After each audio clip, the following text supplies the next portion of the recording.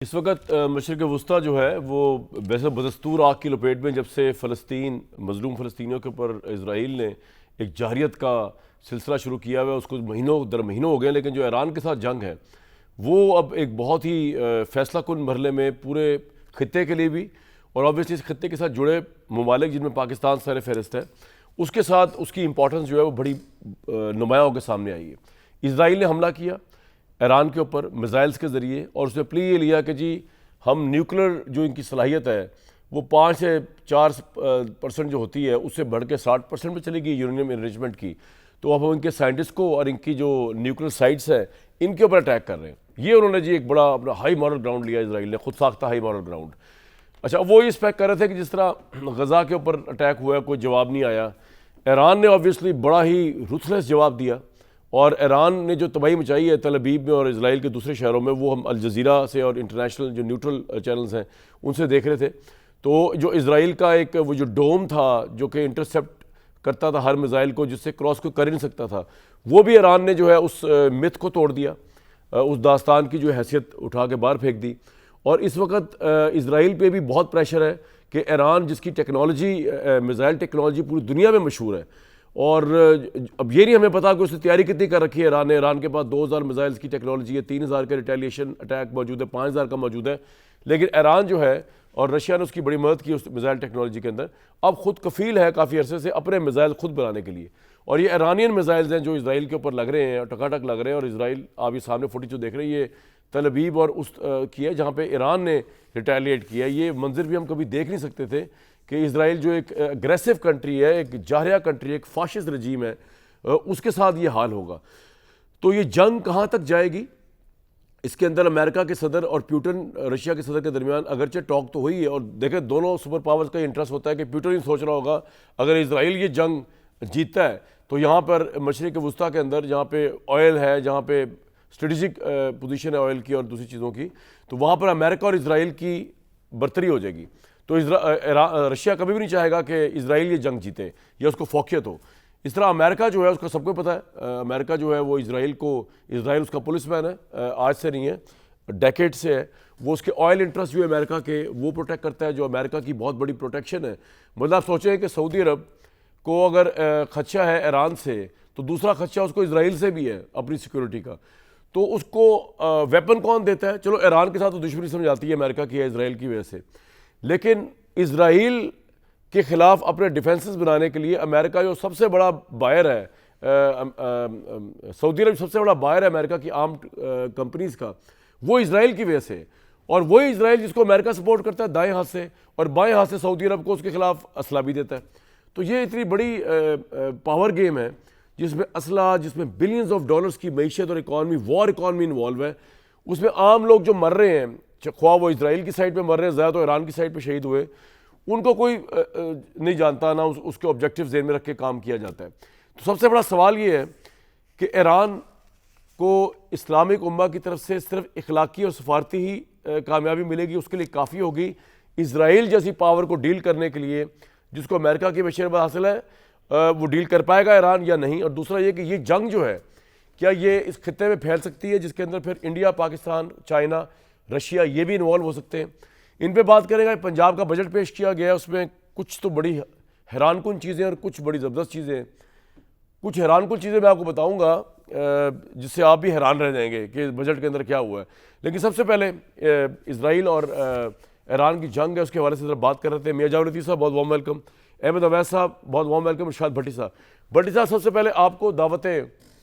فکر دیتا ہوں میں، کافی آپ بات کر رہے ہیں اس کے اوپر، آپ کے نزدیک یہ جنگ جو ہے اس کا فیوچر کیا آپ دیکھتے ہیں؟ جس طرح امریکن پریزیڈنٹ نے سیز فائر کرا دیا انڈیا پاکستان کے درمیان، کبھی بھی سیز فائر ہو سکتا ہے اگلے 24-48 گھنٹوں کے اندر جس میں پیوٹن اور ٹرمپ رول پلے کریں گے، یا آپ کو لگتا ہے کہ نہیں یہ معاملہ آگے جائے گا اور یہ جنگ پاکستان کے لیے، اس خطے کے لیے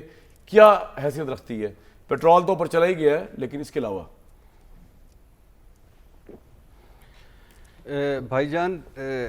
سب سے پہلے تو یہ ذہنوں میں رہے کہ اسرائیل کی سرحد ملتی ہے اردن سے، اردن کی سرحد ملتی ہے شام سے، شام کی سرحد ملتی ہے عراق سے، عراق کی سرحد ملتی ہے ایران سے، ایران کی سرحد ملتی ہے پاکستان سے۔ تو یہ ایک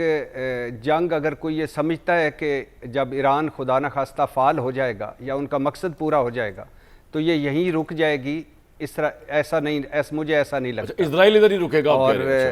یہ جی ایران تک نہیں رکے گا، پھر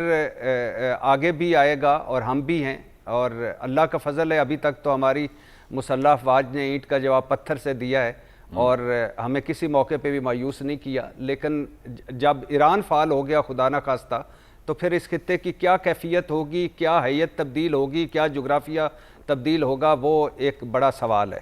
دوسری بات بھائی جان کہ یہ گریٹر ایجنڈے پر کام ہو رہا ہے، وہ گریٹر اسرائیل ایجنڈا، گریٹر امریکی ایجنڈا۔ اسرائیل کی راہ کا آخری کانٹا ہے ایران، اور ایران کے دو ہدف ہیں، ایک ایران کا جوہری پروگرام کا خاتمہ اور ایران کی فوجی طاقت کو ختم کرنا یا بہت کمزور کر دینا، اور ایران کی اسلام پسند حکومت کا خاتمہ، انقلابی حکومت۔ اور لیکن بھٹی صاحب ایک بات بتائیے کہ پلان اے، چلا کمپلیٹ کر رہے ہیں آپ جلدی سے، پھر میں نے سوال پوچھنا ہے جو ہے ایک امپورٹنٹ سوال ہے۔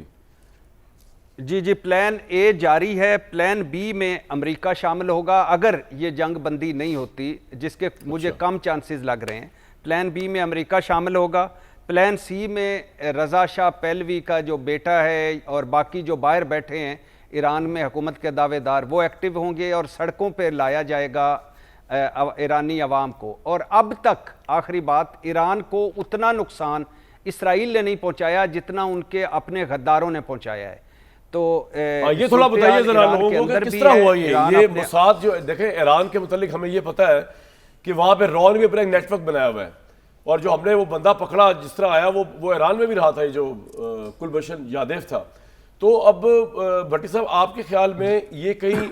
را نے موساد کی ہیلپ تو نہیں کی؟ را کا جو نیٹ ورک جو بنا تھا پاکستان کے خلاف ہے، ایران کے اندر رہا ہے ایکٹیو، ابھی بھی ایکٹیو ہوگا۔ آپ کو ذرا بتائیے گا کس طرح ہوا یہ لوگوں کے انٹرسٹ کے لیے، کہ کس طرح اندر سے اٹیک ہوا، چن کے ان کے سائنٹسٹوں کو مارا گیا، ان کے آرمی چیف کو مارا گیا، ان کے ہائر ملٹری آفیشلز کو مارا گیا؟ جی بالکل آپ ٹھیک کہہ رہے ہیں، اور یہ اب تک جو ٹیلی گراف یا باہر کے اخبارات یا باقی ساری جو ابھی ڈیٹیل سامنے آئی ہیں اس کے مطابق تو میں پہلے احمدی نژاد کا آپ نے CNN کو انٹرویو سنا ہی ہوگا کہ جس میں وہ کہتے ہیں کہ ہم نے موساد کو روکنے کے لیے، موساد ایجنٹس کو ختم کرنے کے لیے ہم نے ایک اسپیشل یونٹ بنایا، اور اب آخر پر ہمیں پتہ چلا کہ ہمارے اسپیشل یونٹ کا جو ہیڈ ہے وہ موساد کا ایجنٹ تھا، اور وہ 20 لوگ تھے، اور پھر وہ سارا کچھ لے کے اسرائیل بھاگ گئے۔ تو یہ سب سے پہلے یہ 3-4 سالوں سے کام ہو رہا تھا۔ سب سے پہلے موساد کے ایجنٹس ایران آئے مختلف بھیس بدل کے، جیسے کلبھوشن یادیو مبارک حسین پٹیل بن کر پاکستان آتا رہا، ایسے ہی وہاں وہ آئے، پھر اس کے بعد اسلحہ آیا، آلات آئے، ڈرونز آئے، پھر انہوں نے آئیڈینٹیفائی بھی کیا کہ سائنٹسٹ کہاں پر ہے، نیوکلیر سائٹس کہاں پر ہیں، اور افسرز کہاں پہ ہوتے ہیں، ان کی موومنٹ وغیرہ۔ جی اور اب جو اب پھر انہوں نے سارا اس طرح وہ اپنا سیٹ اپ بنایا، پھر انہوں نے بہت ساری جگہوں پہ دھماکہ خیز، جب فائنل کام ہونے لگا دھماکہ خیز مواد لگایا، ان کا ڈیفنس سسٹم جو ہے اس کو ناکام بنایا، سائبر اٹیک کیے، 200 طیارے 200 طیارے اسرائیل کے آئے، وہ بمباری کر کے پہلے حلے میں چلے گئے، اور یہ جو ساری فوجی قیادت ہے یا پاسداران انقلاب کی قیادت ہے یہ آئیڈینٹیفائڈ تھی۔ اور آج جو اس کا سب سے بڑا پتہ چلا ہے وہ یہ کہ یہ ان کے موبائل فون سے انہوں نے آئیڈینٹیفائی کیا ہوا تھا، ٹریکنگ کی ہوئی تھی کہ آخری لوکیشن کہاں ہے، اور پھر انہوں نے وہاں چن کے ان کو شہید کیا۔ تو یہ پورا جو اندر ہے 20-21 لوگ پکڑے ہیں انہوں نے ایران نے ابھی، لیکن ابھی بڑا نیٹ ورک ہے۔ ایک کو تو پھانسی